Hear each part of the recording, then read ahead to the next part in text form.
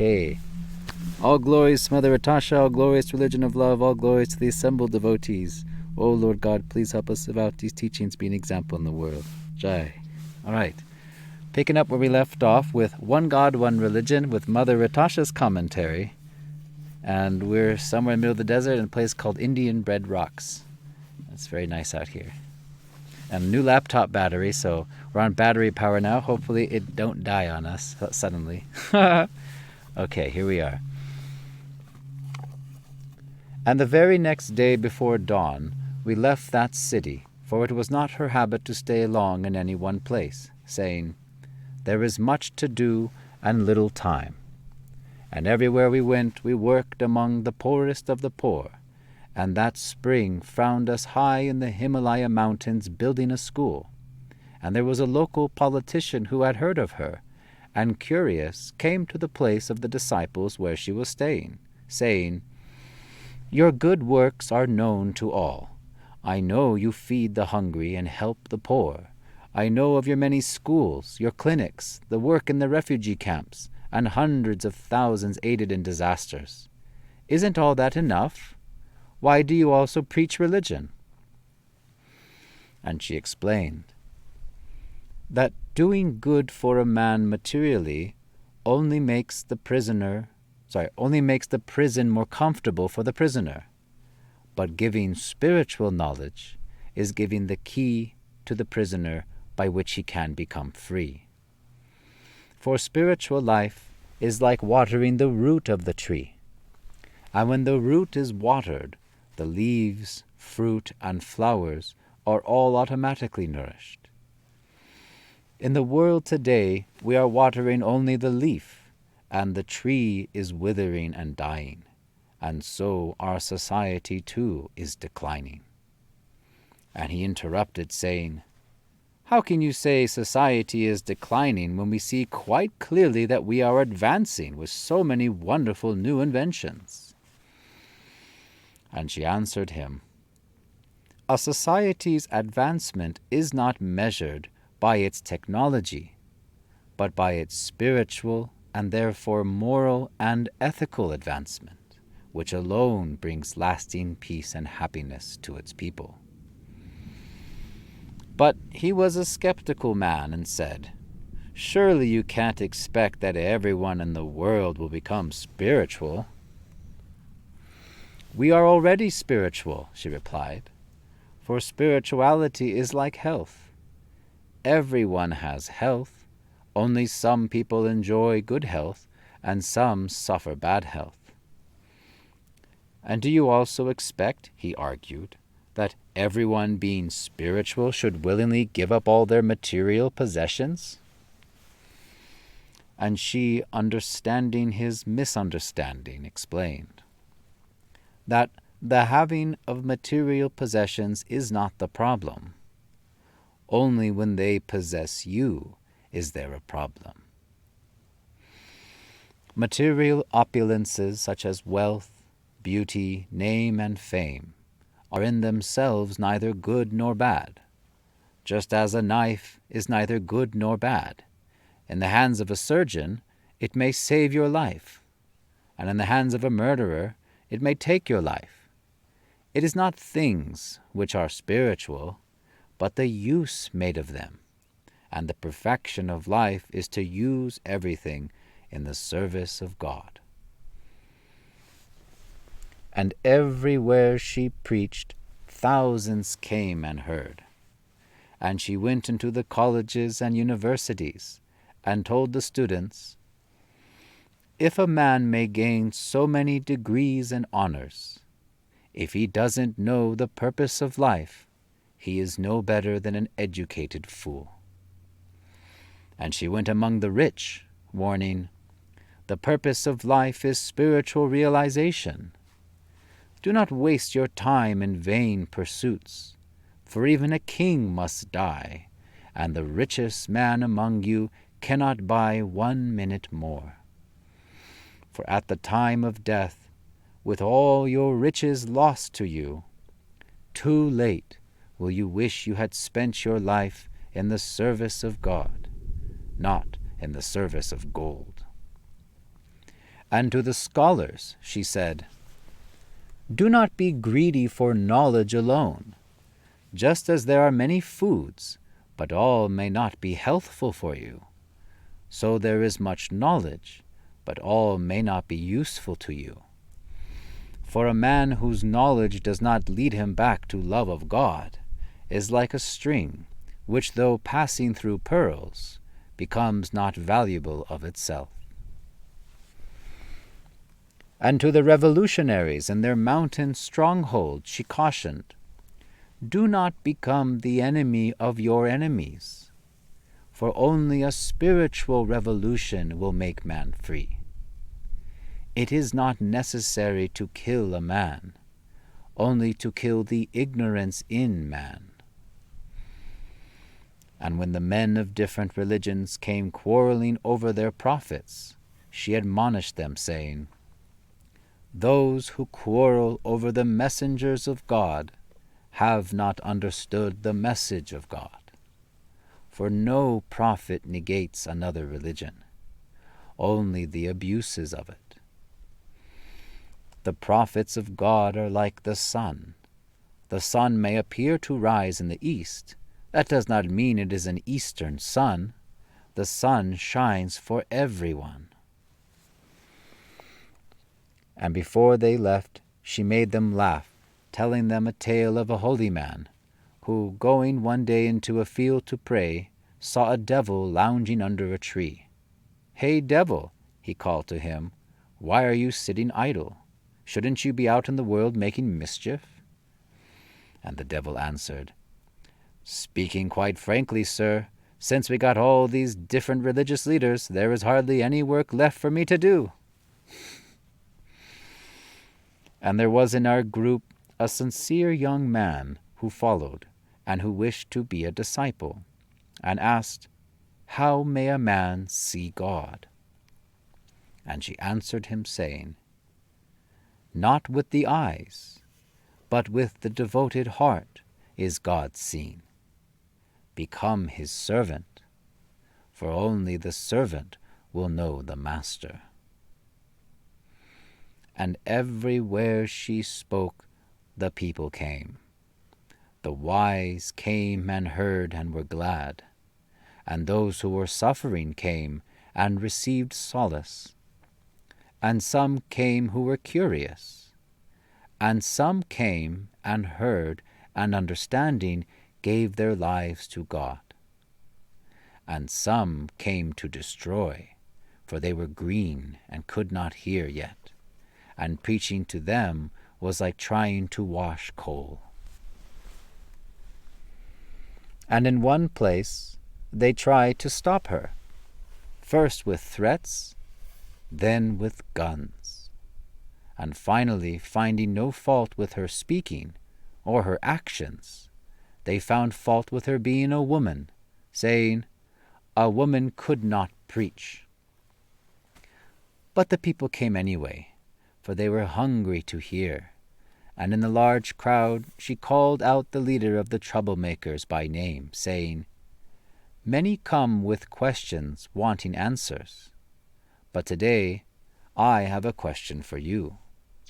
And she asked him, "If you were fallen in the ocean and drowning, and I came in a boat to rescue you, would you take my help?"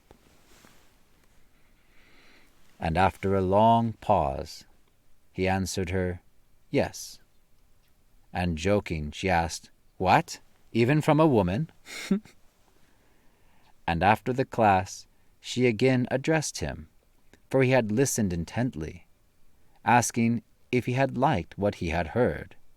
And "Yes," he said, and if he had gained useful knowledge. And when he answered again, "Yes," she looked at him for a time, and gently asked, "Was this knowledge masculine or feminine?" And he, realizing, laughed, and everyone with him. And that was the finish with the problem of a woman preaching. For all understood that it is not by designation, but by qualification that one should be judged.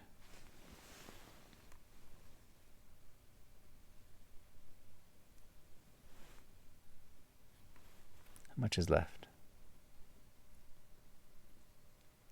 And she stayed at that place for several days preaching.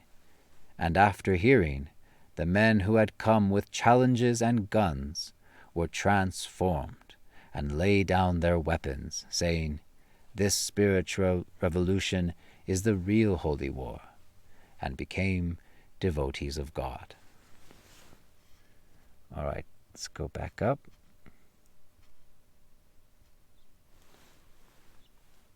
Okay, now let's hear Mother Rytasha's commentary.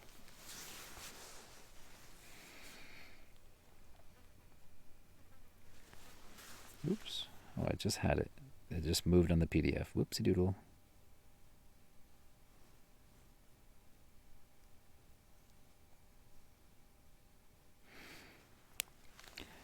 And the very next day, before dawn, we left that city, for it was not her habit to stay long in any one place, saying, "There is much to do and little time." And everywhere we went, we worked among the poorest of the poor. And that spring found us high in the Himalaya mountains building a school. And there was a local politician who had heard of her, and curious came to the place of the disciples where she was staying, saying, "Your good works are known to all. I know you feed the hungry and help the poor. I know of your many schools, your clinics, the work in the refugee camps, and hundreds of thousands aided in disasters. Isn't all that enough? Why do you also preach religion?" And she explained that doing good for a man materially only makes the prison more comfortable for the prisoner, but giving spiritual knowledge is giving the key to the prisoner by which he may become free. We are a combination. We are impressed by the material body and material mind, but we are spiritual souls, just like a driver in a car. There must be a balance. We cannot deny the material aspect of life. As long as we have a body, we will need food, shelter, clothing, and all these will need money. But if we concentrate only on the material and forget who we are, the spiritual soul, we have missed the opportunity of this lifetime. So the balance must be there. For spiritual life is like watering the root of the tree, and when the root is watered, the leaves, fruit, and flowers are all automatically nourished. In the world today we are watering only the leaf, and the tree is withering and dying, and so our society too is declining. And he interrupted, saying, "How can you say society is declining, when we see quite clearly that we are advancing with so many wonderful new inventions?" And she answered him, "A society's advancement is not measured by its technology, but by its spiritual and therefore moral and ethical advancement, which alone brings lasting peace and happiness to its people." It is wonderful to have all this great technology, the computer, the telephone, the airplane, but it is the consciousness of the people who operate these technical marvels that determine whether they are beneficial or not. But he was a skeptical man and said, "Surely you can't expect that everyone in the world will become spiritual." "We are already spiritual," she replied, "for spirituality is like health. Everyone has health, only some people enjoy good health and some suffer bad health." We are already spiritual. We are already free. It is our illusion that is keeping us in bondage. So spiritual practice is to clear the illusion and to free us from our suffering.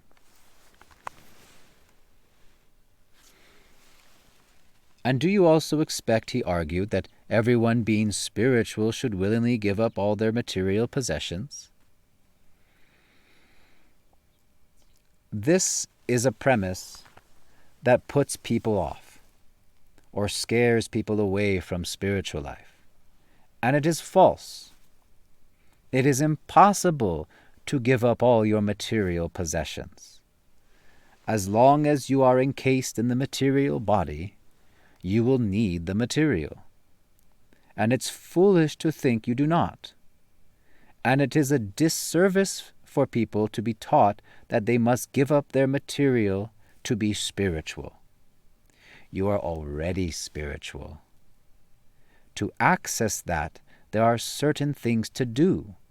Just as to keep the body healthy, there are certain things we must do. Both must be taken care of. Balance must be there. And she, understanding his misunderstanding, explained that the having of material possessions is not the problem.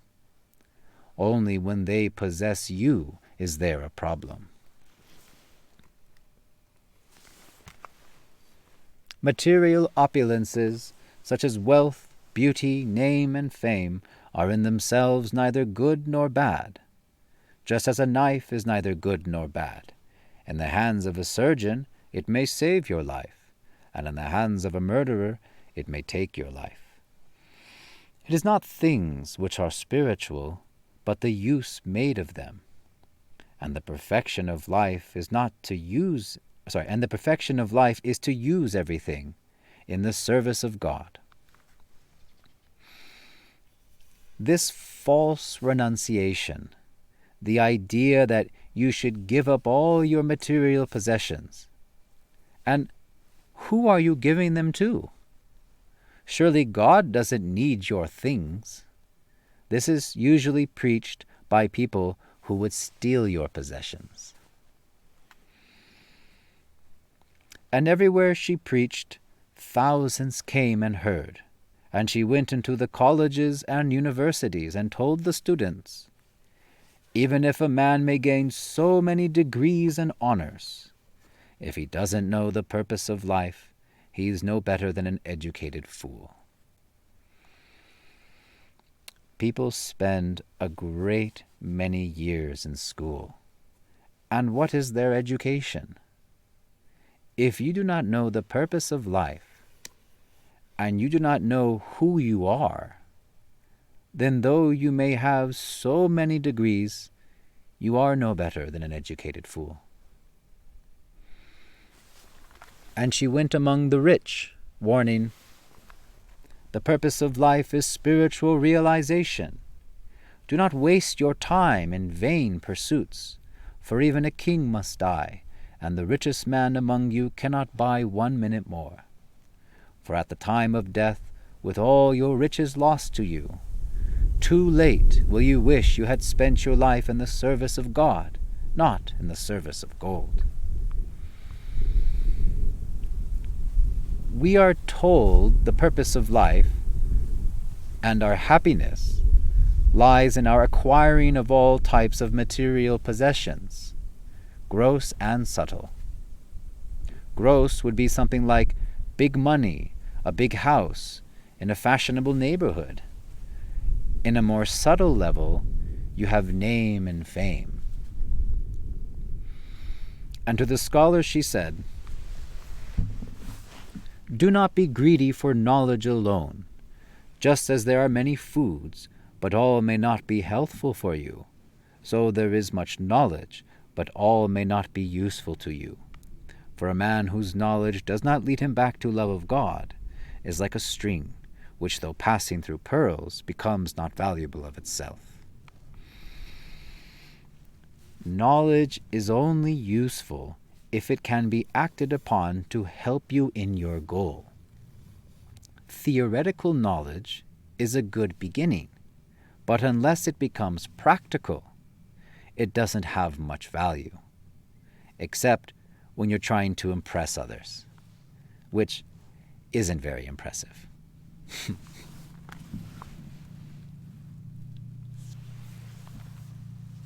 And to the revolutionaries in their mountain stronghold she cautioned, do not become the enemy of your enemies, for only a spiritual revolution will make man free. It is not necessary to kill a man, only to kill the ignorance in man. In life, Unfortunately, we will meet situations with people who are difficult and sometimes destructive of our peace of mind. This is the test. Can we remain kind, compassionate, and loving, even when somebody is abusive to us? My spiritual master, this is Mother Rytasha speaking, my spiritual master used to caution us to always be gentlemen, and he was a wonderful example of that. So people take to the streets and go to wars because they think they will become free. But freedom does not come through politics or law. Freedom is an inner quality that only comes through the spiritual. If you want to be a real revolutionary and make a difference in the world, then it is not necessary, nor even a good idea, to take up arms. We don't kill anybody. We kill ignorance. Because most people are good. The problem is not somebody is good or bad. The real problem is the ignorance of what is beneficial to each individual.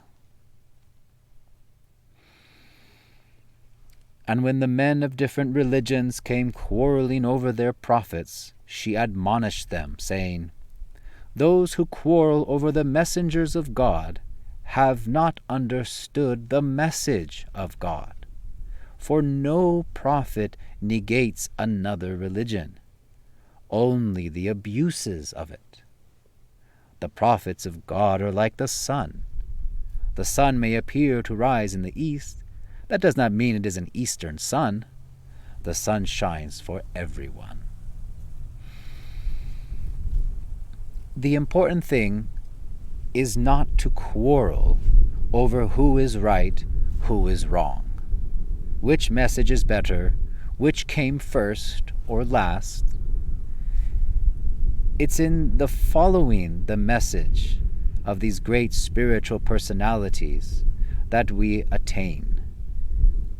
People sometimes think it's only valid if it comes from a certain place, a certain time. But actually, the message of God is eternal, is for all time, and it is meant for all places. It is man who has hijacked religion and dividing it, claiming it as only good from a certain place, for a certain people. In this time, in the religion of love, God is again giving the spiritual message which is meant for all places and all times and all peoples. And before they left, she made them laugh, telling them a tale of a holy man who, going one day into a field to pray, saw a devil lounging under a tree. "Hey, devil," he called to him, "why are you sitting idle? Shouldn't you be out in the world making mischief?" And the devil answered, "Speaking quite frankly, sir, since we got all these different religious leaders, there is hardly any work left for me to do."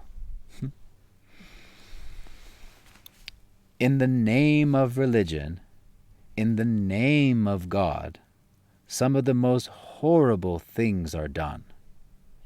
But horrible things are not of God nor of religion.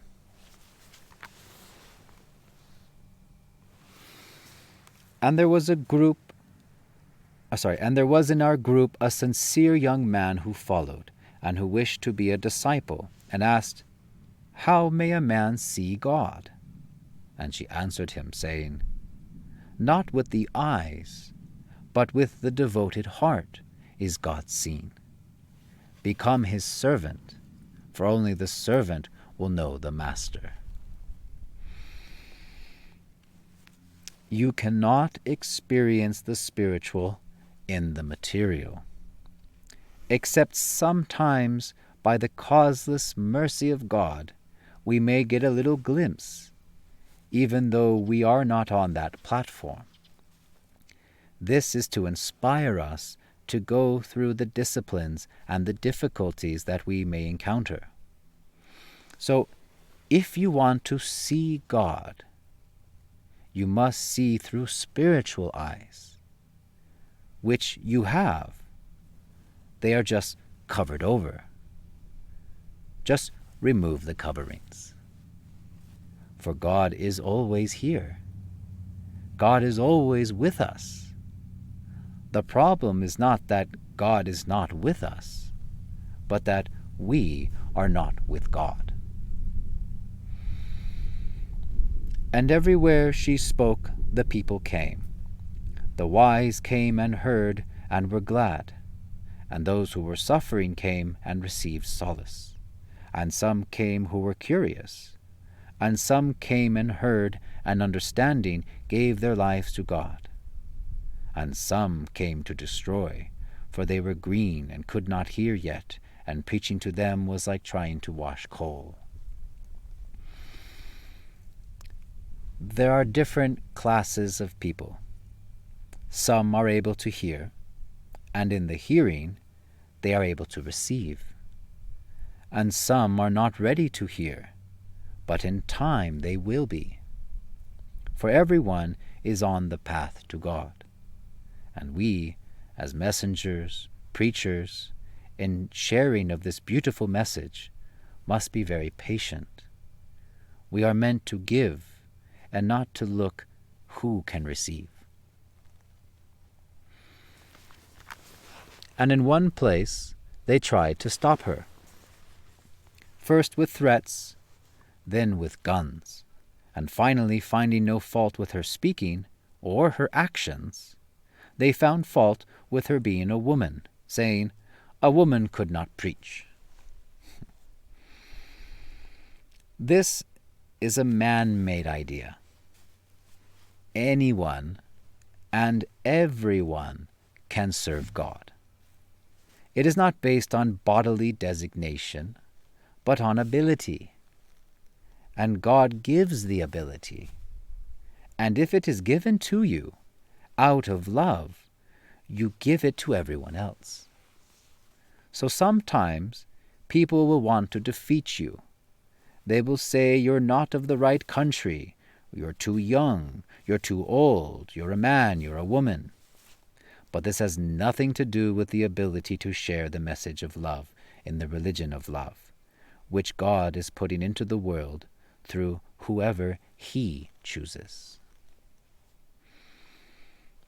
But the people came anyway, for they were hungry to hear. The people that try to stop you are usually the people who have a vested interest and are in fear of losing some financial support. But there is a great hunger for the sacred. And if you have that, people will come no matter what you are. Black, white, man, woman, American, Indian. Because they are not coming for you. They are coming for the spiritual, and they are coming for themselves, which is good. And in the large crowd she called out the leader of the troublemakers by name, saying, "Many come with questions wanting answers, but today I have a question for you." Usually the role of a spiritual master is to answer questions and to satisfy the mind. That is the first stage. Then, after having given the tools by which one may become purified, that is the second stage. And then, by your very being, your word, your actions, you give the spiritual into the world. And she asked him, "If you were fallen in the ocean and drowning, and I came in a boat to rescue you, would you take my help?" And after a long pause he answered her, "Yes." And joking she asked, "What? Even from a woman?" And after the class she again addressed him, for he had listened intently, asking if he had liked what he had heard. And yes, he said, and if he had gained useful knowledge. And when he answered again yes, she looked at him for a time and gently asked him, was this knowledge masculine or feminine? This whole idea that because of some bodily designation one cannot be a leader is material. The qualities that make one a leader are internal. The religion of love does not deny anybody by bodily designation. As in the past, different religions deny the abilities of women, of certain nations, to take a role of leadership. But in the religion of love, anyone and everyone who is qualified may serve God in any and every capacity. There are no barriers, as there are no barriers to love. God is an equal opportunity employer. And he, realizing, laughed, and everyone with him. And that was the finish with the problem of a woman preaching, for all understood that it is not by designation but by qualification that one should be judged.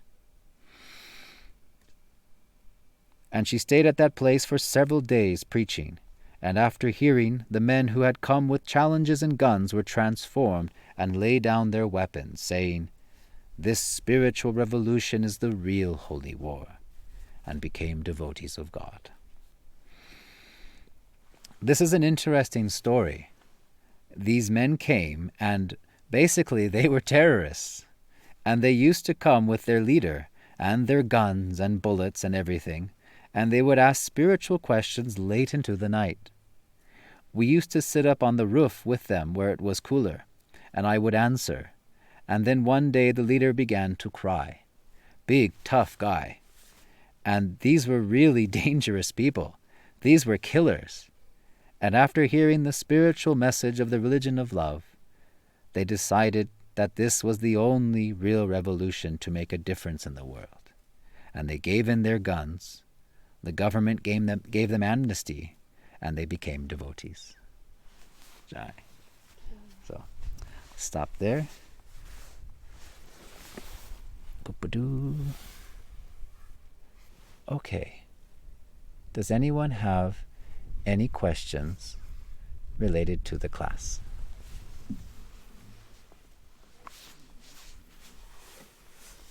You have a question? Okay, go ahead. Hold on, thinking how to ask. One part, Mother Rytasha said that the false leader who are saying that, I don't know, I'm just putting the words that I understood. Maybe it's wrong. She said that false spiritual leaders, they say that you have to give up all the material things that you have. And then she mentioned that they want to steal your position. What does that mean by stealing the position? Possessions? Possessions or positions? Possessions. Oh. She was saying that it's a great, as a commentary she said, it's a great disservice for people who preach this type of idea. And usually the people who are preaching that you have to give up all your material possessions are people who are trying to rob you of them and take them for themselves. Oh, they're saying, okay, give it to me, you don't need these things, for example? Pretty much, give it to God, give it to the religious organization, give it to the church, give it to the mosque, give it to me, they're saying. Okay, Yeah, religion has become a business. It's become very, very worldly, and it's led by worldly people with worldly desires. And they try to manipulate, control, rob the people. It's nonsense. In the name of religion, in the name of God. See, it's all in the name of. There's nothing God has ordered. There's nothing God has instructed. There's nothing that in religion and the scriptures saying that we're supposed to do, to give everything up. I mean, there have been many renunciates throughout history. There have been many fabulous ascetics who did, live very austere lifestyles and did have very few to no possessions. But even they, they still need maybe water, or food or shelter, and even their bodies is a material thing. They can just give up their body, There's work to be done, keeping body and soul together. So the idea that you have to give all these things up to be spiritual, that's just propaganda by worldly people trying to snatch what you got for themselves, usually. I just didn't understand that part. And maybe mostly by English. and even people who aren't even affiliated with any religious organization, but just want to be spiritual, or live a spiritual life, they think that, oh, I have to give everything up in order to be successful in this path. But that's, again, that's that romantic idea that you got to be this, you know, poor ascetic, or this, beggar on the streets, which, many great saints were. Yeah, sure, of course, but we're not meant to imitate them. Follow in the footsteps, follow the teachings, follow that example of loving service and surrender to God, living out God's commandments and instructions, not imitate the lifestyle of others. So, as she said, everyone is already spiritual. You don't need to give up material things to be spiritual. You already are spiritual. What matters is how you use everything at your disposal. Everything that you have, everything that we think we have, really, everything is the property of God. We don't own anything. Everything belongs to God. The idea that I own this, or I have this money, or this is my house, my, this false sense of I and mine, this is illusion. God is the owner and proprietor of everything. And this false sense of I, which is what? I am this body, I am this mind, I am what? American, I'm man, I'm this, I'm that, all these different designations, outward designations, external. These are all false. So whatever we do have, quote unquote, whatever we do have temporarily while we're in this world, wherever we've been given facility by God, is a blessing from God, of course, that He's blessed us, allowed us to temporarily have use of these things. And how we use those things will determine the results of what effect they have in our life. Like money. People think money is the root of all evil. This is a common expression. Well, money is just money. That's it, just currency. It's nothing evil in it. It's the use of it. You can use money to do good things. You can use money to do bad things. In the example of the knife. Knife in the hands of a surgeon will save you. Knife in the hands of a murderer will kill you. Knife ain't good or bad. Money is not good or bad. What's a more accurate saying would be the love of money is the root of evil. Trying to serve gold, not trying to serve God. So everything that you have at your disposal can be spiritualized if the consciousness behind the use of it is in a spiritual intent to be of service to the Lord, service to the servants of God. This is the perfection of life, to use everything in God's service. Not to lose everything, but to use it properly, use it wisely, in knowledge. In knowledge that you're not this temporary body, but you are the spirit soul. And that ultimately the purpose of life is spiritual realization. So use everything you can that's at your disposal to help you in this mission. And if it's not helpful, then there's no need for it.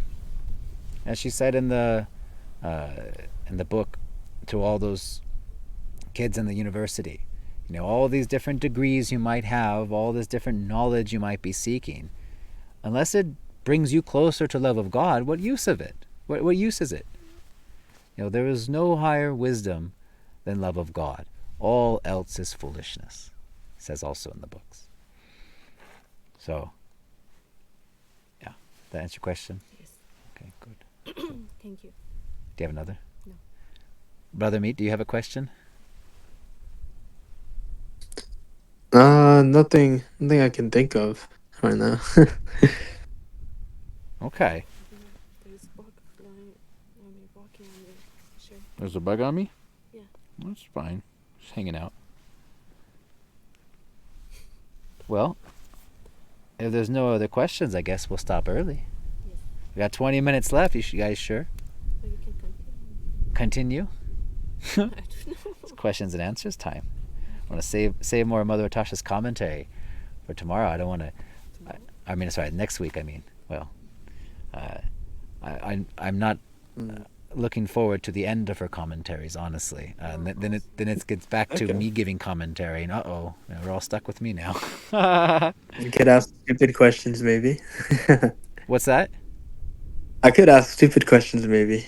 I'm trying to think of a maybe like Zero's mentioning greed and money and stuff, right?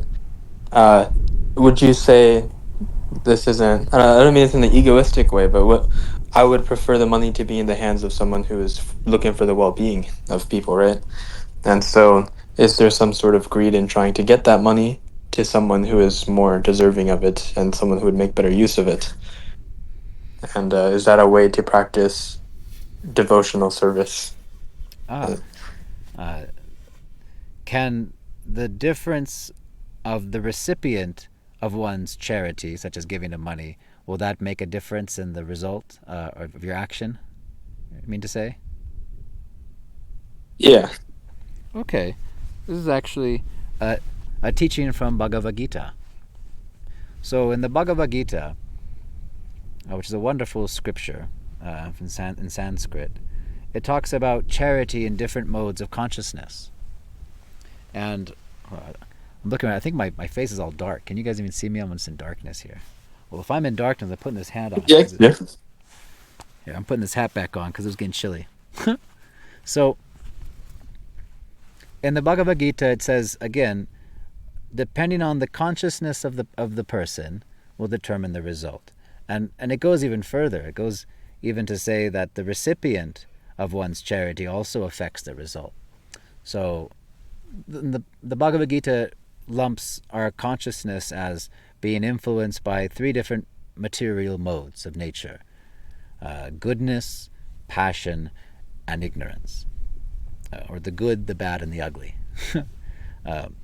Goodness is more natural qualities of the heart, humility, kindness, compassion, piety, righteousness, wanting to abide by God's laws and commandments. These are some of the qualities of the mode of goodness. The mode of passion, that's that lustful propensities, wanting to work, get, enjoy for yourself. Coming. Wanting to enjoy material sense gratification, wanting to enjoy, and lusting after all these objects of the senses. It's what drives people to work, and what drives people to buy things and do things. It's a big motivator. And ignorance is a mode of nature which puts us in the most bewilderment. And these are a lot of sinful activities, a lot of things that just push us further away from God on the path. Really, modes of darkness. Very very dark and cruel. Wicked. All these kinds of sloth, envy, hate. Hate. These things are like mode of darkness, right? Mode of ignorance. So it talks about charity in these different modes. So, for example, giving somebody money on the street who is just going to use it for drugs, for example, or giving money just capriciously, just here, take money, there you go, just throw it out there. Like, that's charity in the mode of ignorance. That's not really helping anybody, really. Ultimately, it's not. And then there's charity wanting to help people, who they are in need, who they have less, they need more food than they're in wanting, and they're not going to just use that money to just get high, or use that money to spend it gambling. They're going to use it for things that's needed, for the basic necessities of life, that for the comforts of the body. And that is charity in the mode of passion. Just helping on the bodily plane. In a sense that a lot of the charity work we do, and Mother Tasha has done, would be, for example, charity in the mode of passion. Helping the poor, helping those refugees in disasters, helping school kids who have no education, building schools for the children, things like that. All this philanthropy. So philanthropic activities, altruistic, we think, humanitarian aid with all good intentions, is actually in the mode of passion, because it's all on the material plane. There's no higher recourse for advancing our consciousness in this mode of charity. But it's necessary, of course. Again, we have bodies, we need help. And charity in the mode of goodness, that is charity which is going to elevate our consciousness, bring us closer to love of God. And it said that the mode of goodness is when you give charity to those who are engaged in the Lord's service, or who are engaged in the service of the servants of God, in the preaching work, trying to spread the message, trying to help others on the path back to God. This is charity in the mode of goodness, because that charity is meant to uplift us. Because if you give money to someone who doesn't have a desire for money, they just want to serve God, and you give money to them, for example, they'll know how best to use it. They'll know how best to employ this somehow in some good service in the best way possible. Through either printing books or, some other, some nice service. That doesn't mean like every time you give money to some religious organization, that's in the mode of goodness. No. Because, not everyone in religion is a devotee of God. In fact, being a devotee is very rare. So, as far as taking care of our families, trying to provide for them, make sure they have, good food to eat, nice, comfortable place to live, keep the bills paid, that is charity in the mode of passion. And, it's in the middle. It's not really, it's not really like so great, so bad. And it just keeps you on the material plane, basically.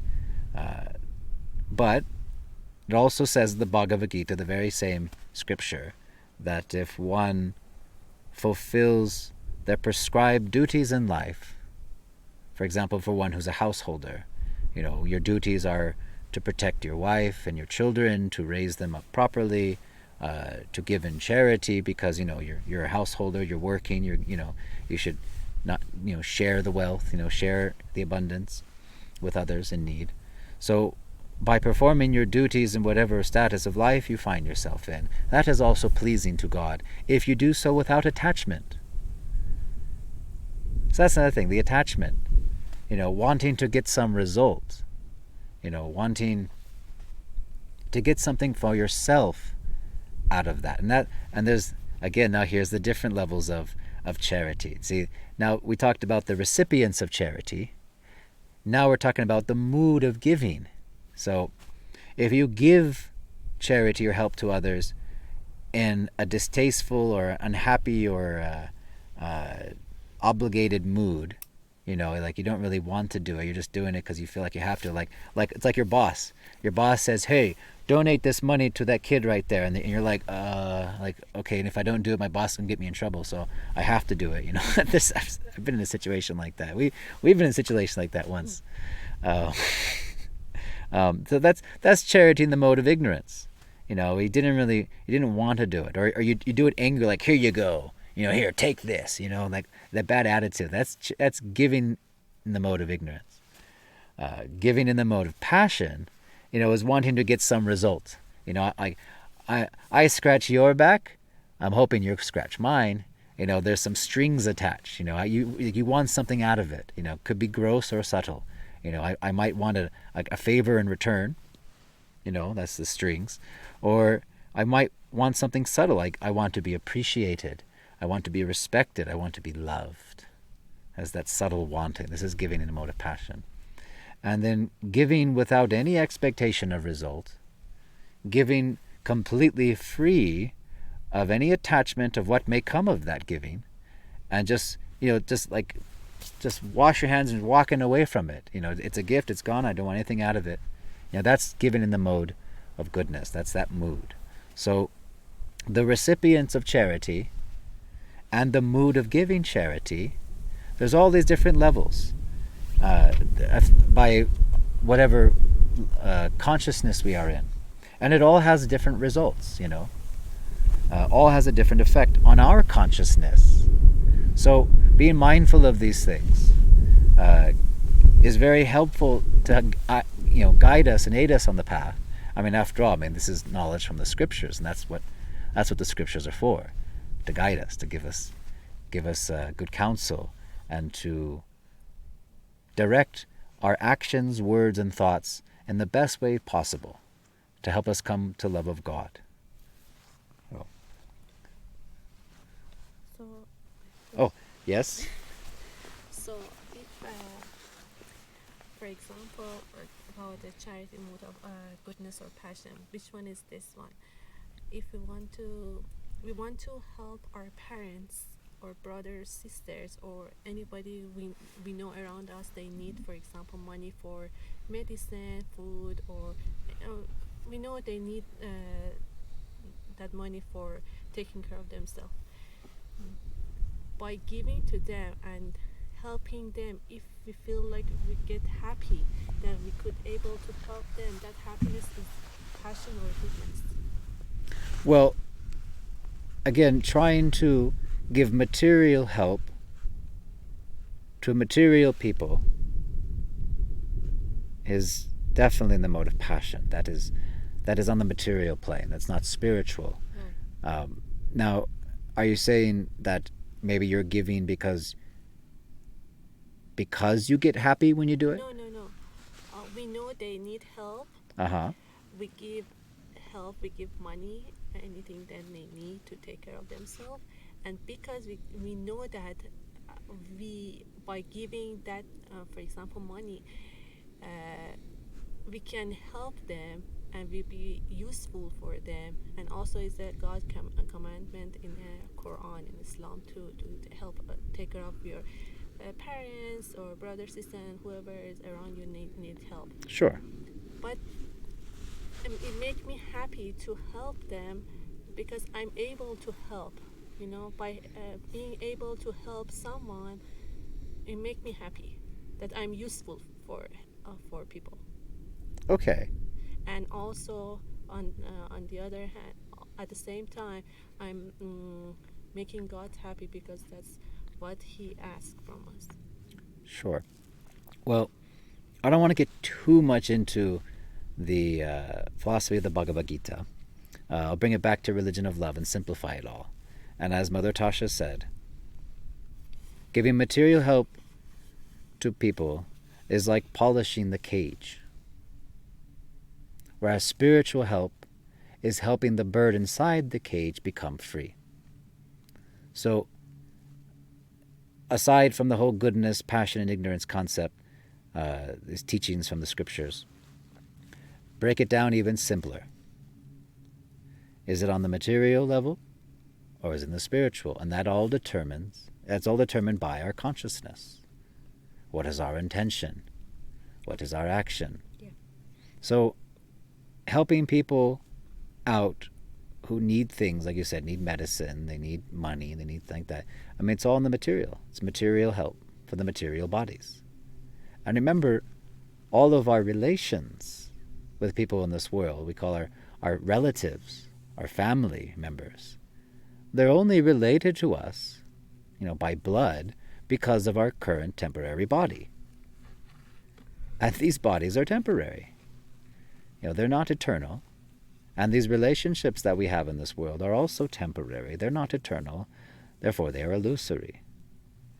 They're real in the sense that, yes, this is the actual connection that we have in this world. But it's illusion because it's like a dream, because just like a dream, you're in it and then it's gone. You wake up and the dream's gone. Or like a puff of smoke, it's there for a moment and then it's gone. So these relationships are temporary, they're temporal. And when we relate to everybody based on these bodily designations, we're in material consciousness. When we see others as man or woman, as American, as Indian, as friend or enemy, as relative or not, family or not, this is all in the bodily concept of life. This is the material consciousness. Whereas in spiritual consciousness, seeing with divine eyes, seen as God sees, you don't see anybody by these outward designations. You see everyone as an eternal spirit soul, as a beloved lover of God. And in this consciousness, we realize everybody is our family. Because as we learned in the last class, Mother Rytasha's commentaries, we're all the family of God. So who is not related to you, really? And how you relate to people. So that will affect your consciousness. So everything in spiritual life is about you. Even your questions is about you. It's not about the people that you feel related to. It's not about the help you want to give. Oh, sounds like the battery's about to die. Yeah, it's about to go. Well, so it's not about that. It's all about you. So these questions you're asking, they're for your consciousness, for how it's going to bring you closer to love of God. And that should be what you ask yourself, is how will this action bring me closer to love of God? Will it? Or will it keep me further entangled in the material concept of life?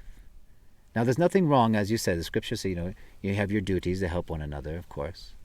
But do so unattached, because you know that that's all in the material plane. Don't be attached to that. And then if you can, any chance you possibly may have, share the message of God. Yes. But most importantly, live that message. Right. Give the key that can help the prisoner become free. That's the real help. Because, you just give someone food or medicine, they'll be okay for a little bit, and then they'll need more. It never stops. This is the material world. This keeps going. So better close there before better go before the battery fully dies and end properly. So all glorious Mother Rytasha, all glorious religion of love, all glorious assembled devotees, Jai. Okay.